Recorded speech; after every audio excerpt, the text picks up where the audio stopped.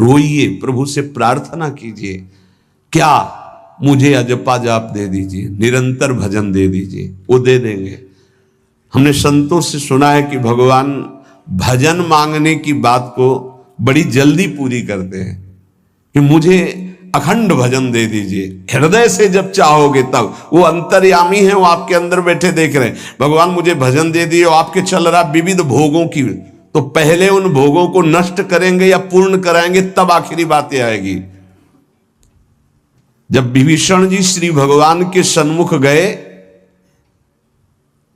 तो भगवान ने सबसे पहली बात पूर्ण की, जो लंका में चलते समय भाव आया था कि भगवान के चरणों का आश्रय लेकर उनके बाहुबल से इस रावण अपने इंद्रिय और मन के विलास की पूर्ति ना होने पर इतने मोटे मोटे आंसू गिरते, तब लगता है कितने कीमती आंसू कितने घटिया जगह में गिरा रहे हो। अरे इन्हीं से प्रभु को खरीद लेते हैं। अगर उनके लिए रो देते तो इतने करुणामय है वो कि आपको आभास होने लगता, भले हम अंतःकरण उस कोटि की व्याकुलता नहीं कि मेरे प्रभु हम पर कितनी कृपा कर रहे हो। अगर हृदय से उनको पुकारे तो निश्चित वो अनुभव में आ जाते हैं। छोटी छोटी बातों में लोग रो देते हैं, ऐसे रो देते हैं, मोटे मोटे आंसू चल रहे बात में ऐसे, और प्रभु की चर्चा हो जाए घंटों, कोई फर्क नहीं पड़ेगा। ये तो आश्चर्य लगता है। और भक्तों को चाहे जितना भीषण कष्ट हो, कभी आंसू नहीं निकल सकते। जब आंसू निकलेंगे तो भगवत भाव में निकलेंगे। कह रहे नारायण स्वामी कि अजपा जाप के लिए भगवान से प्रार्थना करो, कभी कभी एकांत में उनके स्तोत्र हैं, गुण हैं, उनको गा गा कर रो, उनसे प्रार्थना करो, हे दीन बंधु मुझे अपना अखंड भजन दे दो, जो चाहिए सब प्राप्त हो जाएगा। भजन से क्या नहीं प्राप्त हो सकता।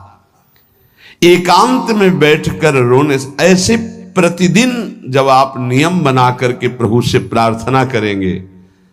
मीराबाई जी ऐसा ही करती थी, रात्रि में गिरधर से बात करती थी, प्रार्थना करती थी। नारायण स्वामी जी कह रहे हैं उपासक इस दास को वेदांत का भी पूरा ज्ञान है और भक्ति मार्ग का भी, दोनों का आखिरी भाव समदर्शिता है, चाहे भक्ति से चाहे ज्ञान से। सब में ब्रह्म देखना, सब में वासुदेव देखना, सब में इष्ट देखना।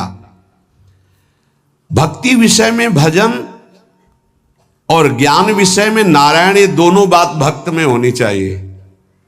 भक्ति का प्रथम और अंतिम विश्राम भजन, हर समय भजन चलना, और आंतरिक ज्ञान का विषय सब में हमारे इष्ट देव। ये दो बातें जरूर होनी चाहिए परिपक्व भजनानंदी होने के लिए। अगर भगवान की प्राप्ति करनी है तो ये दो बातें बड़ी जोर की है, भजन निरंतर और जिसके भी सानिध्य में आए उसमें भगवत भाव करना। मेरे नारायण ने मुझसे कहा, वो फरमाया कि उनके पीछे पीछे मैं चलता हूं जो मेरे ऐसे भजन करने वाले भक्त होते हैं।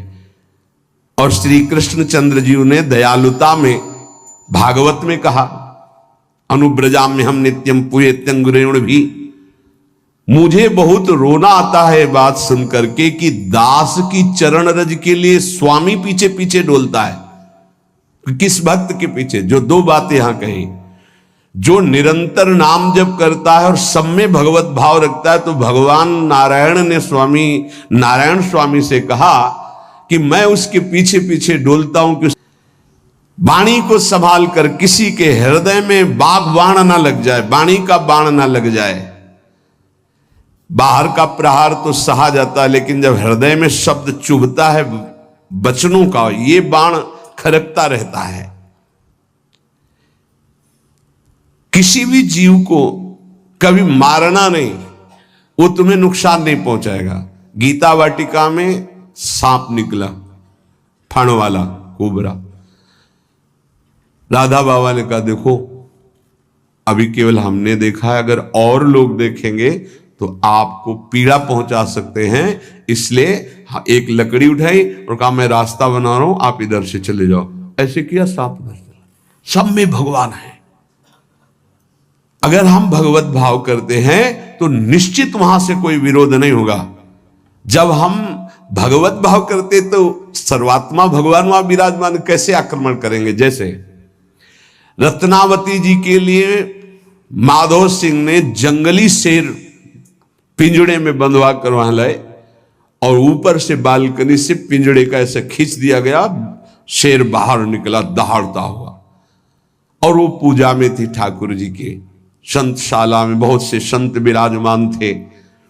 दासी ने कहा महारानी सावधान, सिंह आरती करने जा रही थी, मुड़ी और कहा नहीं सिंह नहीं नरसिंह, हमारे भगवान नरसिंह देव पधारे।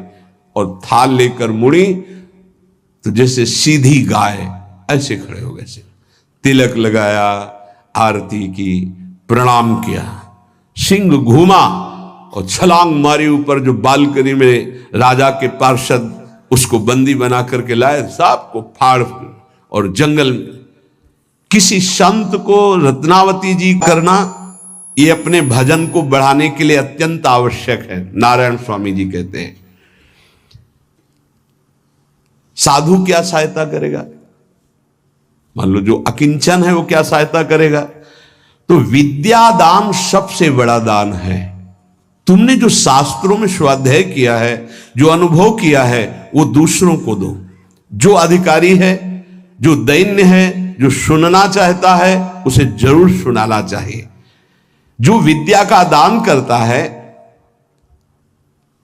भगवान का भजन बहुत सहजता से होने लगता है, दूसरे को भजन में लगाने की बात। इसीलिए जैसे आप गृहस्थ में हैं तो आप अपने परिवार के छोटे बच्चे बड़े सब 5 मिनट आप राधा राधा कहिए, आप 10 मिनट भजन कीजिए, आप स्वयं कीर्तन कीजिए, पूरे परिवार को सुनने को मिले, बहुत लाभ मिलता है। सब अगर नगर कीर्तन करें तो लाखों लोगों के पाप नष्ट हो जाए, आपको बहुत जल्दी भगवत प्राप्ति हो जाए। ये साधन होते थे। अब क्या हो गया कि इतनी भजन के प्रति लघु बुद्धि हो गई कि शर्म लगेगी कि हम पूरे गांव में कैसे कीर्तन।